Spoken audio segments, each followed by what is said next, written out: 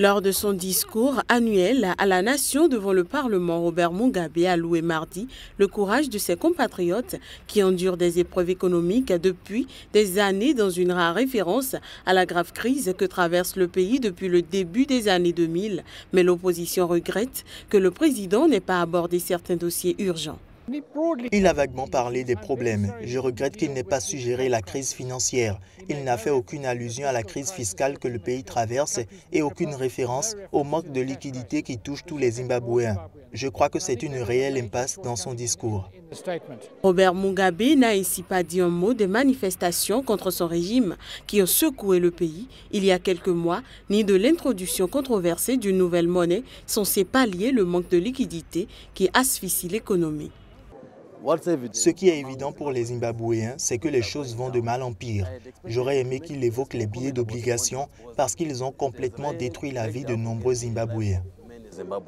La mise en circulation la semaine dernière de ces billets d'obligation indexés sur le dollar américain a fait ressurgir dans la population le spectre de l'hyperinflation des années 2000. Au début des années 2000, le chef de l'État au pouvoir depuis 1980 a lancé une réforme agraire pour redistribuer des terres de milliers de fermiers blancs à 300 000 noirs, souvent inexpérimentés, sous-équipés et sans moyens pour investir. Cette réforme a précipité dans la crise le Zimbabwe, auparavant grenier de l'Afrique australe, en ruinant son agriculture.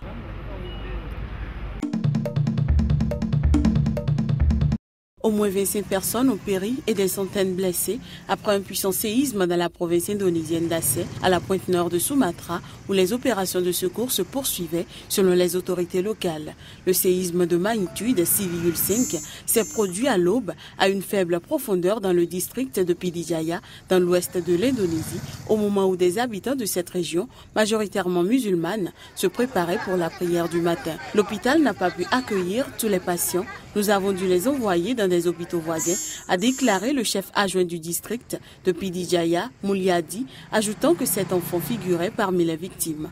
Des équipes de secours, des excavateurs et des habitants participaient aux opérations de déblaiement pour tenter de sauver des habitants prisonniers des décombres.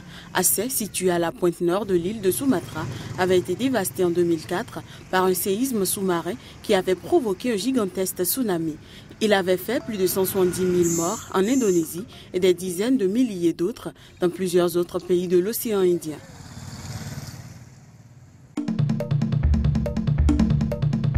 Rejet clair de la torture, relation étroite avec les alliés pour bâtir des coalitions durables. Mise en perspective de la menace, Barack Obama a défendu mardi son approche dans la lutte contre le terrorisme à travers le monde, avant de céder la place à Donald Trump, dont la future politique étrangère reste entourée d'un épais brouillard. Le président démocrate a mis en relief les lignes qu'il avait tracées au cours des 8 années écoulées.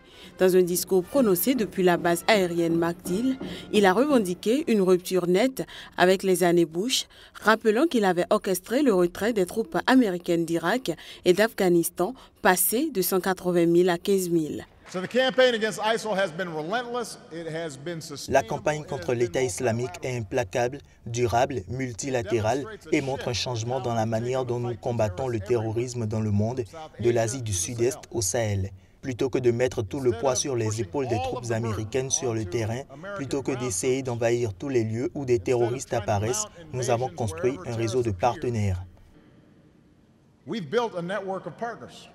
Dès son arrivée au pouvoir en 2009, Barack Obama a mis fin aux méthodes d'interrogatoire renforcées utilisées après le 11 septembre par la CIA sur des prisonniers soupçonnés de liens avec Al-Qaïda.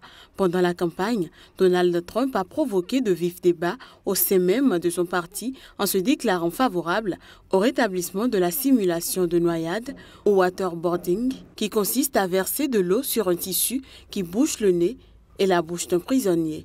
Le 44e président des États-Unis a achevé son discours sur un message à l'attention de son successeur qui a, durant la campagne, proposé d'interdire temporairement l'accès des musulmans aux États-Unis. Nous sommes une nation qui, dans ce qu'elle a de meilleur, se définit par l'espoir, pas par la peur, a-t-il conclu.